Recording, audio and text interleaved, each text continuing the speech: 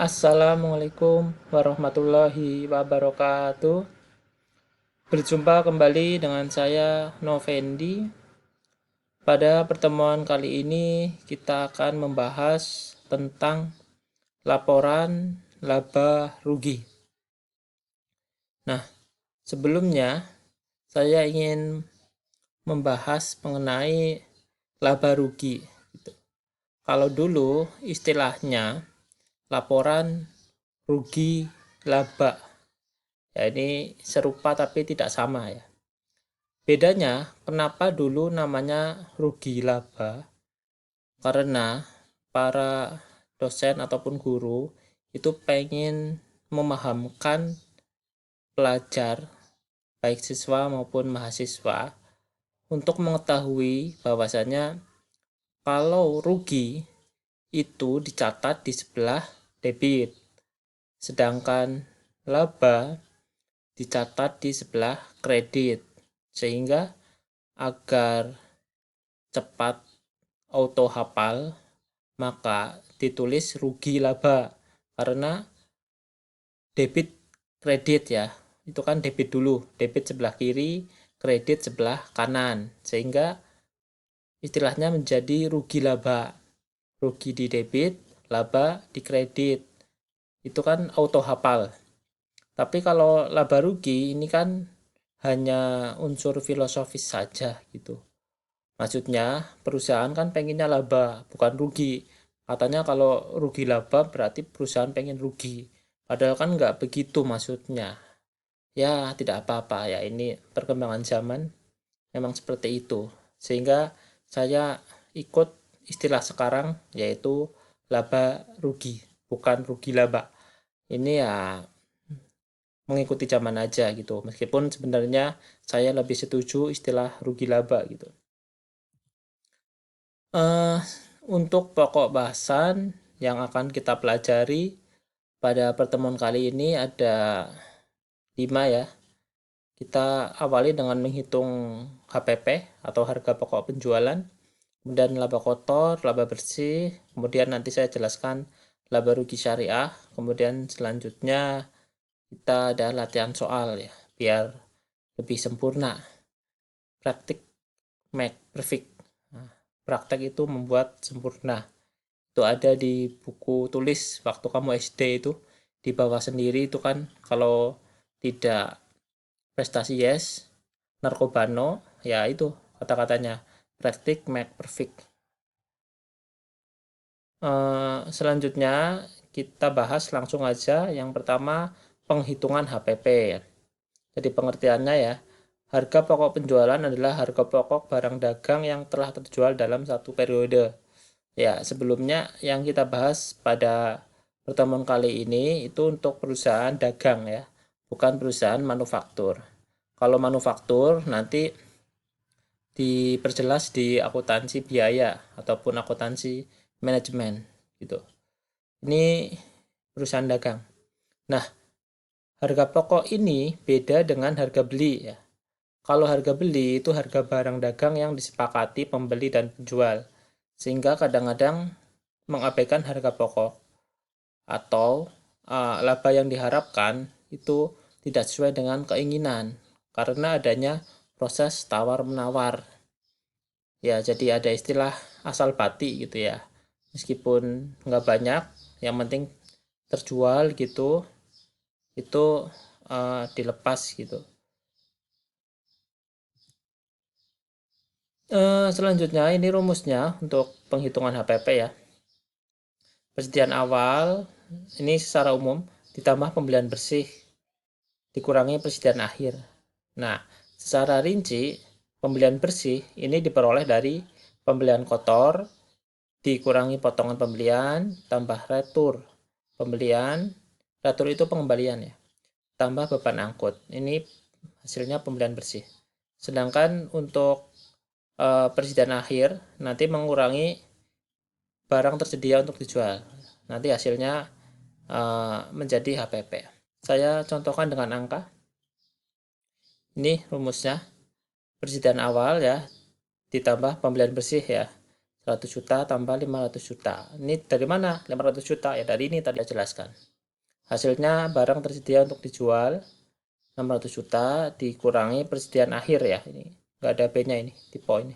Persediaan akhir gitu aja. 600 dikurangi 75. Hasilnya 525. Ini HPP-nya. Nah, ini untuk penghitungan laba kotor atau istilah lainnya laba bruto. Ini ya, jadi penjualan bersih dikurangi HPP. HPP-nya ini ya dari tadi sebelumnya. Jadi sistematis ya, atau urut. Tidak bisa menghitung laba bruto tanpa diketahui HPP terlebih dahulu. Nah, untuk rumusnya ini sederhana ya. Jadi secara umum, penjualan kotor dikurangi penjualan bersih. Kemudian dikurangi HPP. Gitu. Jadi saya langsung dengan angka saja. Misalkan penjualan kotornya 720 juta. Dikurangi penjualan bersih mohon maaf, dikurangi retur dan potongan. Potongan ya diskon berarti. Returnya 14, potongannya 6, jadi 20. 720 dikurangi 20, hasilnya 700. Ini penjualan bersihnya. Nah, penjualan bersih ini dikurangi HPP yang sudah kita hitung sebelumnya tadi, hasilnya 525. Jadi 700 kurangi 525, laba 175. Atau laba kotor ya, sama aja. Nah, laba kotor atau laba bruto itu digunakan untuk mencari laba bersih atau laba neto. Nah, laba bersih ini diperoleh dari laba kotor atau laba bruto dikurangi beban-beban. Langsung aja ke perhitungannya ya. Ini saya langsung dengan angka gitu biar langsung dapat dipahami gitu. Tadi laba kotornya sudah kita hitung, hasilnya adalah 175. Dikurangi beban-beban, baik operasional maupun non-operasional. Saya contohkan yang operasional aja ya, ada banyak betulnya. Beban gaji ya. Beban gaji misalkan 50 juta, beban iklan 15 juta, beban penyusutan 20 juta, beban pelengkapan 15 juta. Nah, ini dijumlah semua beban-beban ini sehingga totalnya 100 juta. Jadi laba kotor tadi 175 dikurangi total bebannya 100 juta sehingga labanya 75 juta. Ini untuk penghitungan-penghitungan ya. Tadi saya ulangi. Yang pertama kita harus menghitung HPP dulu ya. Ini rumusnya ya. Sudah saya jelaskan tadi. Kemudian langkah kedua kita menghitung laba kotor. Ini sudah saya jelaskan tadi rumusnya sama penghitungannya. Nah, yang terakhir baru laba bersih. Nah, kalau sudah ketemu laba bersih, ya tinggal nanti. Biasanya kalau ada pajak penghasilan ya dikurangi lagi pajak penghasilan gitu. Atau ada laba rugi komprehensif ya. Tapi tidak akan saya jelaskan sekarang ya.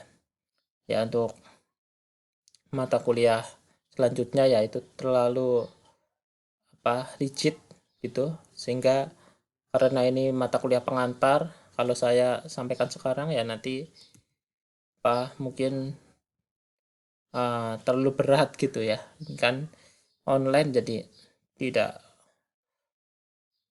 yang berat-berat ya, yang ringan-ringan saja. Nah, selanjutnya saya beri tambahan ini karena ini jurusan akuntansi syariah maupun ekonomi syariah, sehingga saya kasih tambahan untuk laporan laba rugi syariah. Saya ambil contoh dari lembaga keuangan perbankan aja, ini perbedaannya. Kalau untuk contoh laporan laba rugi, ya kalian tinggal download aja, kan banyak bentuk dari PT-PT yang bergerak di bidang perdagangan ya. Itu nanti silahkan bisa download di Google gitu kan. Yang PDF-nya itu contoh-contoh real dari laporan laba rugi. Nah, untuk laporan laba rugi syariah, nah ini agar tahu bedanya. Ini ya, jadi kalau diperbankan ya, kalau diperbankan itu kan identik dengan bunga. Nah, kalau di sini yang syariah nggak ada nih pendapatan bunga.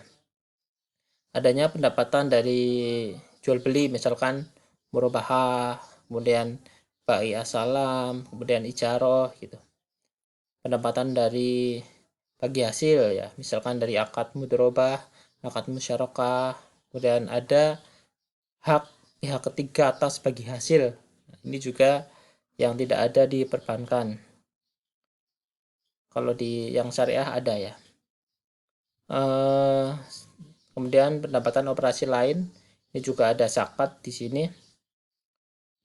Meskipun nanti ada lembaga sendiri zakat ya, tapi terkadang juga ada beberapa nasabah yang langsung membayar zakatnya di perbankan gitu. Tapi pada umumnya untuk bayar zakat ya ke lembaga amil zakat ya, atau istilah lainnya kalau punya pemerintah itu Basnas ya, Badan Amil Zakat Nasional. Kalau yang swasta ada Lasismu ya, Lasis punya Muhammadiyah itu. Kemudian ada Lasisnu yang dari NU. Nanti akan kita bahas ya contohnya. Contoh laporan keuangannya. Ini untuk saya ambil dari BCA Syariah ya tadi untuk laporan laba rugi ya. Ini triwulan tahun 2016 BCA Syariah. Ini pendapatannya ya, pendapatannya itu ini yang bikin beda. Ada pendapatan dari piutang murabahah, istisna, ujroh, kemudian ada lagi pendapatan apa namanya bagi hasil ya, mudharabah, musyarakah. Kalau perbankan itu jasa berarti ya, bukan dagang ya. Kalau yang saya contohkan tadi sebelumnya untuk perusahaan dagang itu ada HPP. Kalau jasa yang nggak ada HPP-nya ini. Kemudian untuk beban-bebannya, mana ini ya, beban operasional. Ini wadiah itu titipan ya.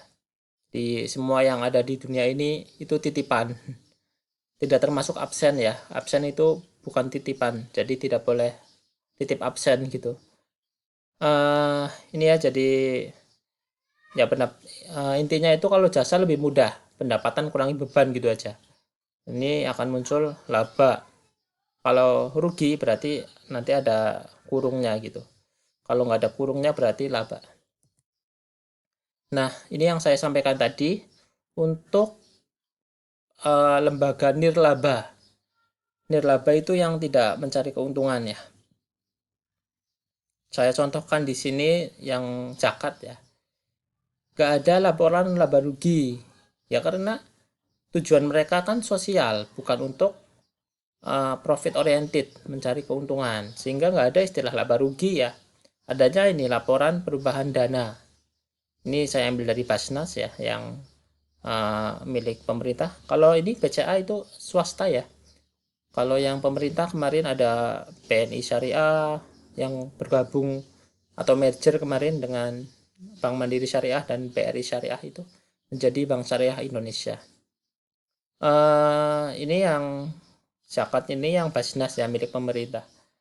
Kita lihat penerimaan ya, pendapatan itu kan sama dengan penerimaan. Nah, ini bisa dari zakat perdagangan, zakat mal, zakat fitrah. Ini saya rasa sudah memahami lah untuk masalah perzakatan. Penyalurannya ya kepada 8 asnaf ya. Mustahiknya kan kalau di Quran ayat 60 itu surat At-Taubah ada fakir, miskin, ambil, mu'alaf, hurim, fisabilillah, ibnu sabil ini untuk mereka gitu kan. Nah, kemudian nggak ada istilah laba rugi ya, adanya surplus defisit. Kalau surplus itu kelebihan, defisit itu kekurangan. Nah, ini surplus 22 juta sehingga saldo akhirnya 79. Ya, tadi sekali lagi nggak ada istilah laba rugi, adanya perubahan dana. Ya, jadi saldo awal dana kemudian dikurangi apa ini? Koreksi ya. Nah, sehingga apa ini menjadi saldo akhir ya. Saldo akhirnya ini 79. Kalau yang sebelah ini yang bulan sebelum tahun sebelumnya maaf. Oke, mungkin itu saja. Seperti biasa ada tugas ya di Google Form, nanti kamu kerjakan sampai jam 12 malam seperti biasa ya. mungkin itu saja dari saya akhiri. Semoga jadi orang sukses semua. Wassalamualaikum warahmatullahi wabarakatuh.